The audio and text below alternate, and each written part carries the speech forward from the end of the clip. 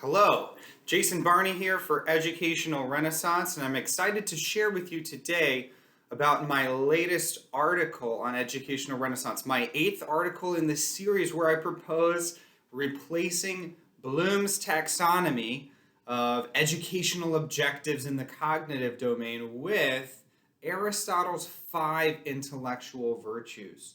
And in this article, I explore the idea of practice, and 2 particular types of practice, what's called purposeful or deliberate practice from both Aristotle and modern research on elite performance. So the title is Practicing in the Dark or the Day, Well-Worn Paths or Bushwalking, Artistry and Moral Virtue Continued. I know that's a long title, but I'm trying to capture in a couple different ways this distinction between when we are practicing in a sort of cloudy and unclear way where we're not sure exactly if we're getting where we want to go, or when we have this clear laid out set of steps to follow and potentially a very skilled or master coach helping us get there and diagnosing particular practice exercises for us.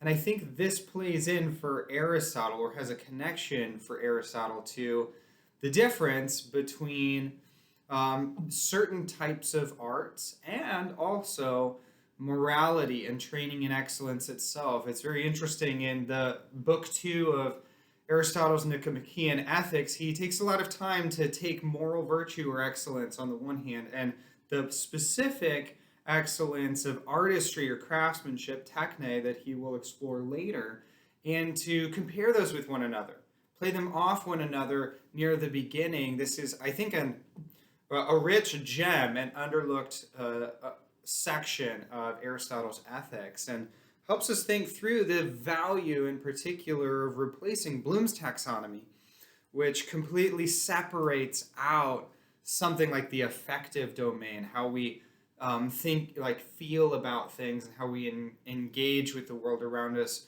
from the cognitive domain. And instead you can see that here in Aristotle these are connected. They're different in some ways, as we'll discuss, but they are connected.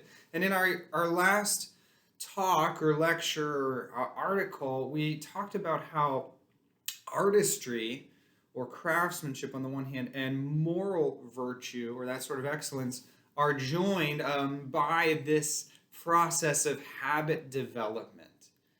That the fact that we as human beings have habits that are wired into us, that are not just mental but bodily, not just bodily but mental in every case. We know now about the neural networks of our brains and how those work, how we are wired together to have, in some ways, some stock responses. And there's really a Copernican revolution in terms of neurobiology that's been going on over the past couple decades as neuroscientists have been discovering the role of myelin. Myelin is this white fatty substance that wraps around neural networks. So we're not just focused on neurons themselves that are firing, but also how those networks of neurons are wiring together. And that's how everything that we do, from memory to reading, writing, running a 4-minute mile, showing courage in the face of danger, all of that has a biological or physiological basis in the neural networks of the brain, even if we know as Christians that we can't simply be reduced to matter and electrical signals. We are more than that, but we are not less. We do have those things as part of us, and we should expect that from a Christian perspective. We are embodied souls, as Clark and Jane say and point out in their liberal arts tradition. So I close the final talk, the last lecture, with bringing up for you Hebrews 5:14, where it says, solid food is for the mature, for those who have their powers of discernment trained by constant practice to distinguish good from evil. Notice that phrase, constant practice, that our moral training and discernment actually develops by constant practice in distinguishing good from evil. And my point is to make that connection between habit and practice and exercise and morality. We, of course, all know that practice helps develop artistry or craftsmanship of one kind or another, but Aristotle's point that he makes in the Nicomachean Ethics is that these two are alike in that way. We're going to explore some ways that they're different but as we go on, but that is an important foundation for us to get, and I want to develop that thought a little bit more by referencing another scripture passage, not the author of Hebrews this time, but Paul has that famous statement to Timothy where he says, train yourself for the purpose of godliness. 1 Timothy 4:7. That word for train is the word gymnazo in Greek, from which we get gymnasium, gymnastics. It has this strong physical exercise sort of note to it. And when he says to train yourself for the purpose of godliness, that's the Greek word for piety. So it's the word eusebeia, and it has in mind the idea of this sense of duty and obligation to the divine realm, to our country or city state, and to our family most immediately. Are you having the disposition to pay back what you owe, to fulfill your obligations in love? Clark and Jane defined it as the proper love and fear of God and man. I think that captures a lot of the aspects of piety. But Paul is saying, Timothy, as a pastor, as a Christian, you need to engage in this sort of physical exercise-like activities for the purpose of this broader or deeper or more spiritual goal of piety. So as Christians, we can even see that there's this deep connection between this bodily training idea and the spiritual training that we are to undergo as disciples. Now, Paul was actually developing this idea from a great philosophical tradition even by his time. So if we go back for a moment to Plato's dialogues and how Socrates would have some of his famous conversations, even in the palestra or gymnasium, where that wrestling training, that military exercise regimen would occur. And at a few different points, he compares his method of dialectic, his dialogue method to bring his students to a greater recognition of the truth, to a wrestling match, and talks about how he has a furious love in pursuit of truth. I believe that's in Theaetetus. So we've already got this kind of connection of, or analogy you might say, of physical exercise to this higher mental training for the purposes of both moral virtue and philosophy. And we could see that also in thinkers like Isocrates. So there's this developed tradition that goes into the Stoics of the connection between bodily training and mental, moral, or even philosophical or spiritual training. So we've got that piece in place, and you can see this connection then between artistry, specifically the artistry of training the body, and then mental training and moral training and the love of wisdom itself. And so I want to make this connection here too for us. If you're a fan of the liberal arts tradition by Clark and Jane, and you've ever looked at kind of the opening pages of their book, they do have this tree representing the liberal arts tradition. And some of what they add is the idea of piety as well as gymnastic as being so crucial or central to early education, but the whole of the liberal arts tradition education as well. So you can see those two connected in what I've said here. But one of the other subtle things that you might notice is that the gymnastic part of that trunk actually kind of weaves into the quadrivium. And so they're referencing in a way this mental, first physical training leading up into a sort of mental training of gymnastic exercise or mathematical exercises. I think that connection's there. But there's also the connection to the moral training and the moral virtue and philosophy that I've talked about, as we can see clearly in both Plato and Isocrates, for instance. So we've got this foundation here, first step done, of this connection between training and habit and the higher virtues of the spiritual and philosophic life. What I want to bring in here now is the idea of deliberate versus purposeful practice. Deliberate versus purposeful practice. And I'm primarily drawing from the work of Anders Ericsson, who is a leading scholar on this, in a way, new field of elite performance, where he began to study how exactly great chess players would become so incredibly great and surpass the chess players of 100 years ago by far, of how Olympic athletes would keep pushing the bounds of what we would think would be physically impossible for human beings to do, of how great musicians follow this step-by-step process of becoming incredible on their violin or whatever it may be, and surpass even the best performances from earlier.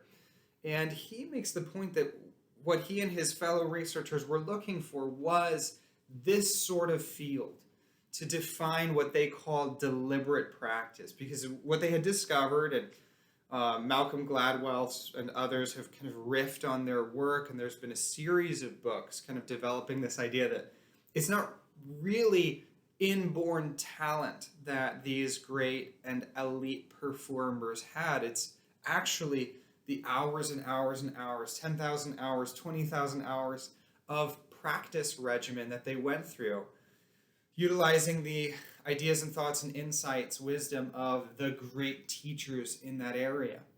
It's really about those chess players studying all the best, most intense chess games and creating mental models in their minds in order to be able to surpass those who went before, not because they had a better working memory. In fact, the most high elite chess players often have a worse working memory in some ways than those who go on their natural strengths and get so far. It's because of the sheer weight of hours of quality practice, deliberate practice. And so there is this distinction then between deliberate practice and what he calls just purposeful practice. He says there are a number of areas where we just don't have the opportunity or ability to have that clear set of goals and feedback where we know we have kind of a worked out path, a well-worn path to how to get to excellence in a particular area. And he mentions things like hobbies like gardening or business consulting, professions like teaching, where we don't have a clear process, you might say, a set out apprenticeship model that reliably gets students of that craft to success through a deliberate training regimen. That doesn't mean that we can't get better in those areas. So he talks about how, it's just different, right? Purposeful practice, we can actually get better in those areas. You can become a better teacher, but it's going to be a little bit more cloudy and it's a little bit more complex. And one of the points that we make here is that it's similar with moral virtue. Moral virtue also is more like purposeful practice. It's more like bushwalking than, marching on the Via Appia. The way is less clear. You have to feel it out as you go, backtrack, cut, be looking constantly for where you are. Use that compass if you have it. And so, there's an important distinction here between whether we're operating in an area where we have a clear set of steps to get somewhere and another area where we don't necessarily know where we're going for sure. And, back to you think about deliberate practice and how that works and how we can advance. I think a great example of this process that I share in the article is the example of Roger Bannister, who at the age of 25 broke the 4-minute mile mark in 1954. And this was so astonishing because many, I think even medical professionals, as well as elite athletes at the time, thought it was actually physically impossible for a human being to run a mile in less than 4 minutes. This was the accepted view. And when he broke the 4 minute mile barrier, that sent waves around the world. And a few other athletes were then able to do so shortly after him. And the crazy thing is that since he did that in 1954, more than 1,400 male athletes have broken the 4 minute mile barrier, including some high school students who have obviously had less time to develop to that point. And just think for a moment about how the development of coaching techniques, the development of proper practice regimens that ideally push the human body, that ideally challenge the male athlete, say, who's trying to run at that level, would get better and better. They'd learn more about how to not push the body too far in certain ways and then push it just a little bit beyond in other ways. And then the very fact of knowing that it was possible also would inspire this sort of improved coaching and practice regimens. That's the deliberate practice that Anders Ericsson is talking about. And I think, I didn't make this connection clearly in the article, but I think that knowing that puts a spin on our understanding of the arts, the liberal arts specifically, and the fact that they're called well-worn paths in some way. So there's actually been a detailed knowledge that we've gained about how to help a student achieve mastery in, say, the art of grammar or dialectic or rhetoric or arithmetic, music, astronomy, or geometry. These are well-worn paths. And so we should rely on the tradition of proper coaching of them. And I believe that coaching is the right way to think about it. It is teaching, but it's a specific type of teaching that I want to draw your attention to here. Well, let me pause and then just step back and think about, for instance, before we make the jump again to moral virtue, this category of artistry or craftsmanship as an intellectual virtue. Remember, it's got neural networks at its basis, even for the 4-minute mile runner. All those embodied skills and abilities find their basis in the brain and involve a certain type of knowledge as well. And for Aristotle, this virtue is techne. This is craftsmanship or artistry that encompasses quite a host of things. And so in the article, I point you back to my outline from earlier, which I restructured a little bit for the 5 intellectual virtues of Aristotle, but I put 5 subcategories under artistry. And I'm just trying to gesture into the different directions that Aristotle has in mind here, and I think would bring this word into our understanding and our culture in a few ways. And the first one I list is athletics, games, and sports. I believe this is an area of artistry or craftsmanship, and the gymnastic training that we talk about is part of that. But I believe also that there are a few others. So B is the common and domestic arts, and I use a slightly different definition of this or the common arts than Chris Hall. I include some things in other categories. He has just 3 categories: common arts, fine arts, and liberal arts. I'm breaking it into at least 5 categories here just to make more distinctions. So I've got athletic, sports, and games of some kind or another. I've got B, common and domestic arts. Then C, professions and trades. So all the different types of professions and trades that have been in use throughout human history I'm referencing here.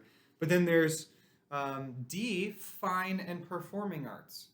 All those great areas of artistry that in some ways point more towards beauty and communication in terms of the fine and performing arts. And then lastly, 5th, but not to be overlooked, the liberal arts.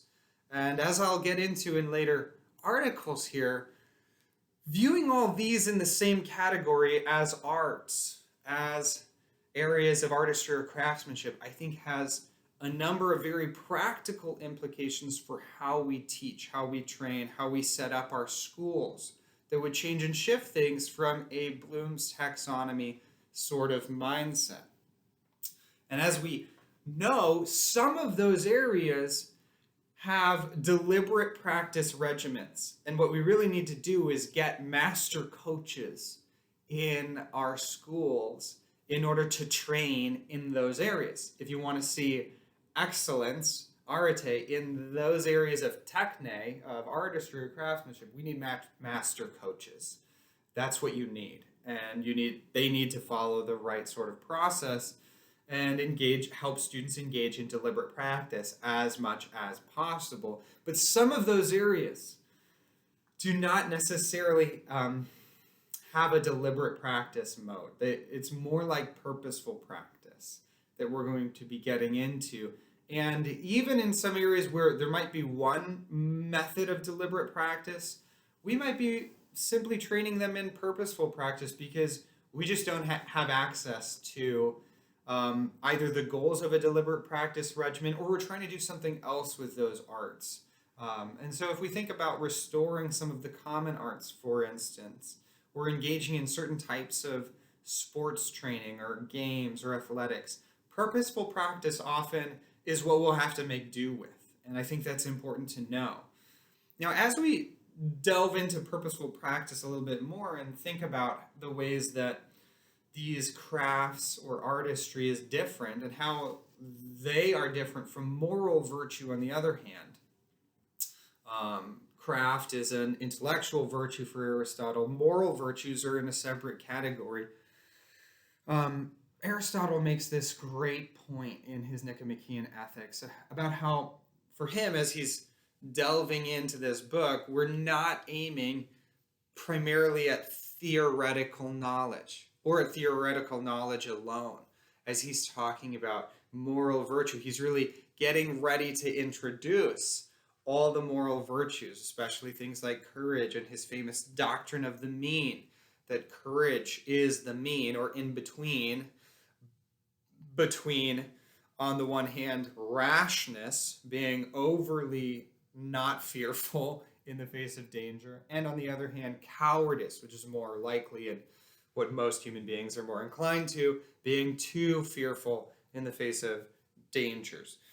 But he says we're not aiming at theoretical knowledge. We actually want to be moral. We want to cultivate moral virtue. And so we're aiming at that sort of practical knowledge or awareness of the moral virtues. And he makes an interesting point as well about the moral virtues in general, that as he's going into them, his discussion must be in outline form.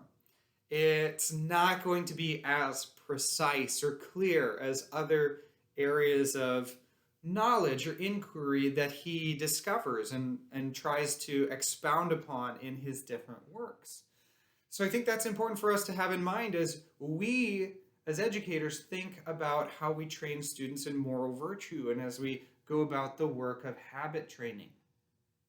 Of course, it's not just moral virtue that is susceptible to only purposeful practice and this kind of imprecise practicing in the dark, bushwalking rather than walking on an established road sort of thing. It's also some of the arts, even some of the professions, I told you that Anders Ericsson in his book, Peak Performance, had referenced teaching as one of those things, but also other sorts of important jobs and trades, like business consulting. It's not absolutely clear or a precise science how you go about that or how you improve in your job, but that doesn't mean you shouldn't practice. And I'll use the example here of actually from Aristotle. He mentions areas like this.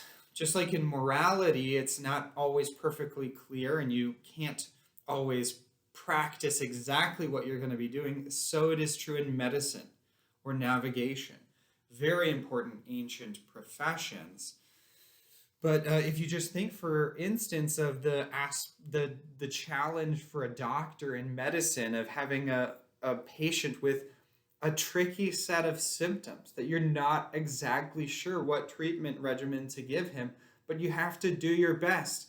And you want to purposefully go about that so that you're trying to improve and make sure that you're helping heal and not harm in any way.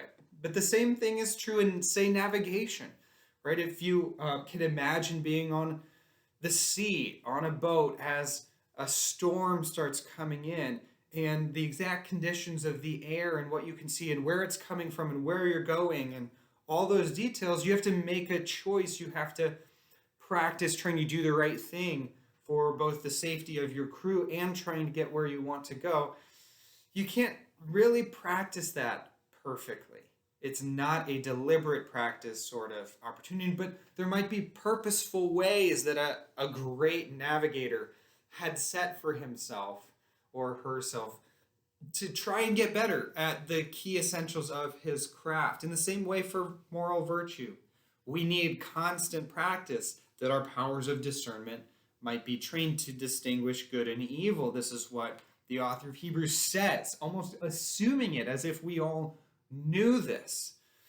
Now, some of you, as I say that moral virtue is actually more like the purposeful practice regimen, you might be a little bit skeptical. You might be scratching your head. You might say, after all, we as Christians, don't we have the 10 Commandments?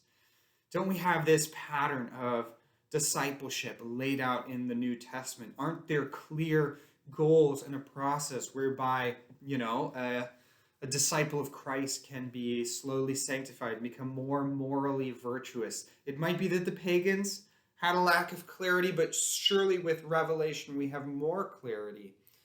And I would say you have a good point, but I do think that if we simply suppose for a moment, put ourselves in the shoes of the Pharisees, say in Jesus' day, and their regimen of fasting twice a week, did that really give them temperance?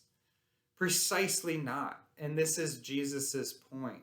Simply going through a standard practice regimen of I will fast twice a week in order to prepare myself for holiness in the kingdom of God and set myself apart as a Pharisee and a true follower of the true God, doesn't necessarily ensure that the heart is fully right and full moral virtue has been produced. In the same way, the following of the commandments by the rich young ruler who comes to Jesus and says, all these I followed from my youth, what more must I do to inherit eternal life?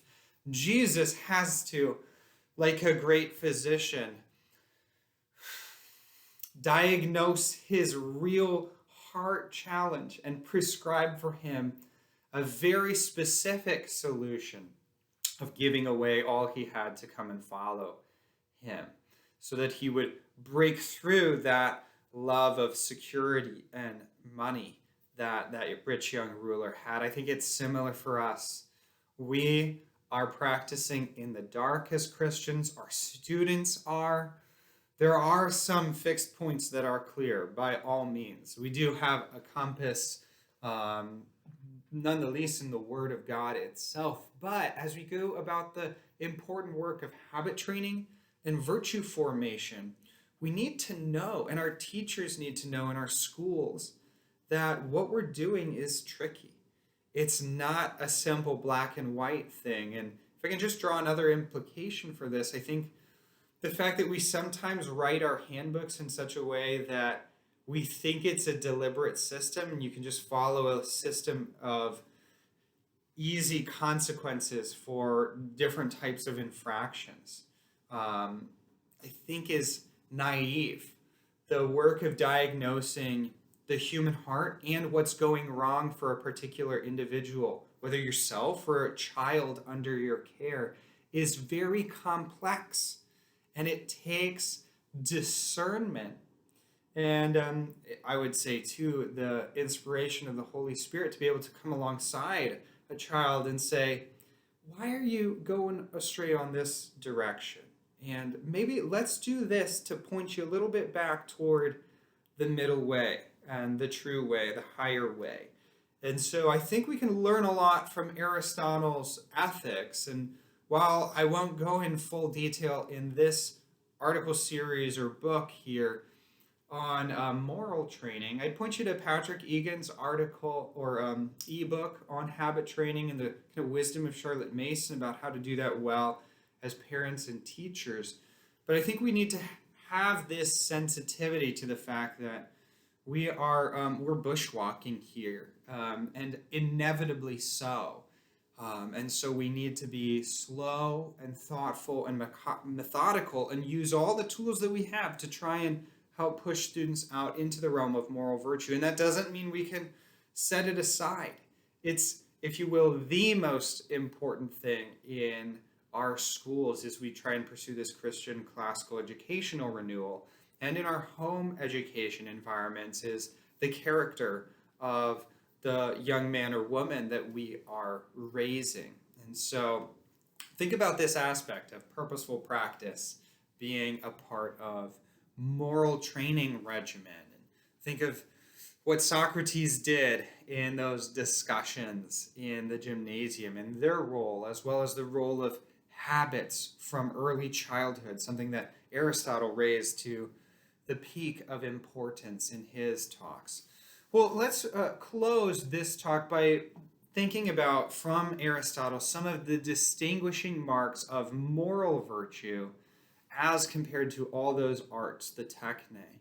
And he actually distinguishes between them by first making a comparison between grammar and music, what we would call liberal arts. He's not using that terminology yet. And how someone actually, in an apprenticeship model, develops mastery of grammar or music.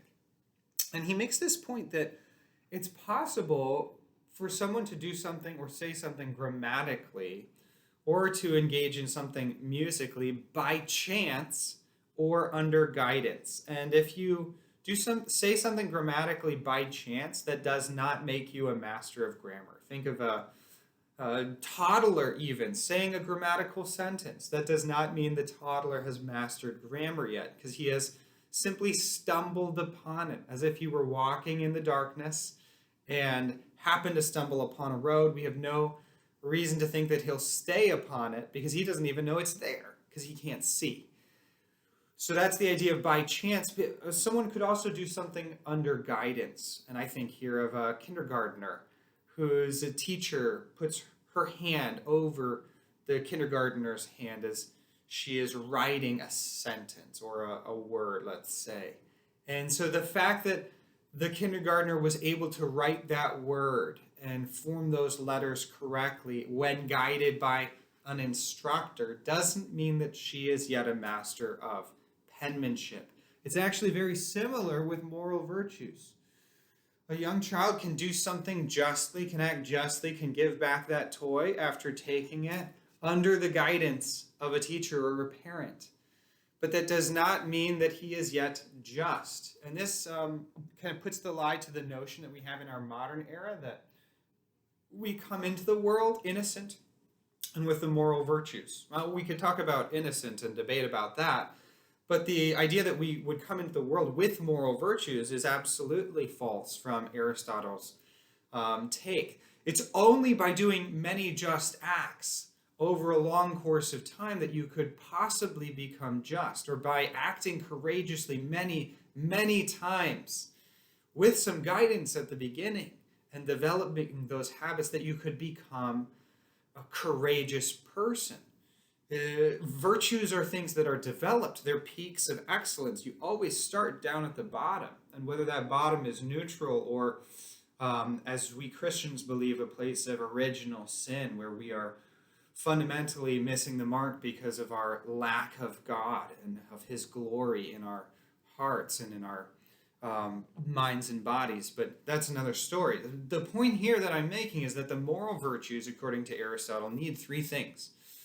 In order to have a moral virtue, you need to have knowledge, a type of knowledge. I would, importing from later in his Nicomachean Ethics, say this knowledge is a practical wisdom, a phronesis, ability to discern, deliberate, and perceive what is good for you as a human being, what is good and right and just, and how to act with regard to what is good. So you need to have knowledge. It can't just be by chance that you stumble upon the right way. Because we have no reason to think that you will do it again if you simply stumbled upon it. You don't see. So there's this development of the ability to see what is good for human beings that's necessary for moral virtue. And that actually is the intellectual virtue component that we will discuss in more detail later. The second thing that you need for a moral virtue, according to Aristotle, is deliberate choice. Deliberate choice. Now, this is perplexing. We might initially think, well, that you should choose something for its own good. What about habit, right? With habits, don't we not choose? Isn't that the point, that in order to be morally virtuous, you should act courageously just because it's in your nature to do so? Like it's been trained into you by habit that you would respond with courage in the face of fear. And I think what Aristotle's getting at here is not an abandonment of his endorsement of habit, but a statement that, in fact, that habit should have come about through a process of knowing what was good for you, courage, and deciding to do that repeatedly. You see, in the modern world, when we think of habit and hear of habit, we have these behaviorist understandings because of modern psychology, because of naturalistic materialism. We think of habit as sort of a behaviorist, thoughtless thing. But for Aristotle and the classical tradition in general, habit is actually thoughtful. If it's positive habit, and I make this point in the previous article, positive habits, good habits that lead us toward virtues, are thoughtful. They are embodied responses that come at the gut level and are, if you will, gymnastic, come out of this training process or regimen. But you should have chosen that regimen in order to be able to act well on the fly in the moment. And I think this is Aristotle's vision for us. And this would point to any sort of moral training that we're doing with our students should have their will involved, should have them deciding to go through with the process of training, which is something you see clearly in Charlotte Mason's thought, but is lacking from some of our discipline procedures. We need to lift the child up, make her the agent of her own improvement and development morally.